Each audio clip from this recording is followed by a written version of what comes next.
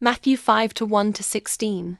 The light of the world. Have you ever wondered what it truly means to follow Jesus? In Matthew 5 to 1 to 16, Jesus gives one of the most powerful teachings ever spoken.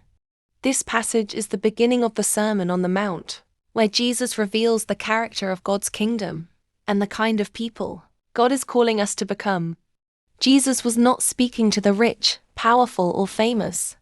He spoke to ordinary people who were hurting, searching, and hungry for hope. And today, his words still speak to us. The Beatitudes. The heart of a true believer. When Jesus saw the crowds, he went up on a mountainside and began to teach his disciples. Blessed are the poor in spirit, for theirs is the kingdom of heaven. Jesus begins by teaching humility. To be poor in spirit means recognizing that we need God. Pride pushes God away, but humility invites his presence. God blesses those who know they cannot survive without him. Blessed are those who mourn, for they shall be comforted. Jesus is speaking to the broken-hearted. Those grieving over pain, loss, or even sin are not forgotten by God. Heaven sees every tear. Your sorrow is not the end of your story. God promises comfort. Blessed are the meek, for they shall inherit the earth. Meekness is not weakness. It is strength under control. Jesus himself was meek, yet powerful. In a world full of pride and aggression, God honors the humble. Blessed are those who hunger and thirst for righteousness, for they shall be filled. What are you hungry for? Fame? Money?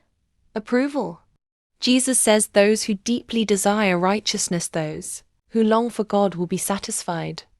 Only God can truly fill the emptiness of the soul. Blessed are the merciful, for they shall obtain mercy. Mercy reflects the heart of God. When we forgive others, show compassion, and love people despite their failures, we reveal Christ. The same mercy we give will return to us. Blessed are the pure in heart, for they shall see God. God is looking beyond appearances. He sees the heart. A pure heart is sincere, honest, and devoted to God.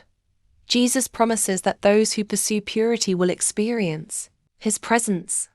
Blessed are the peacemakers, for they shall be called children of God. God calls us to bring peace, not division. Peacemakers spread love, forgiveness, and reconciliation. In a world filled with conflict, believers are called to carry the peace of heaven. Blessed are those who are persecuted for righteousness' sake, for theirs is the kingdom of heaven. Following Jesus will not always be easy. Some people may reject, mock, or oppose you because of your faith. But Jesus says you are blessed when you stand for righteousness. Your reward in heaven is great. Rejoice in trials.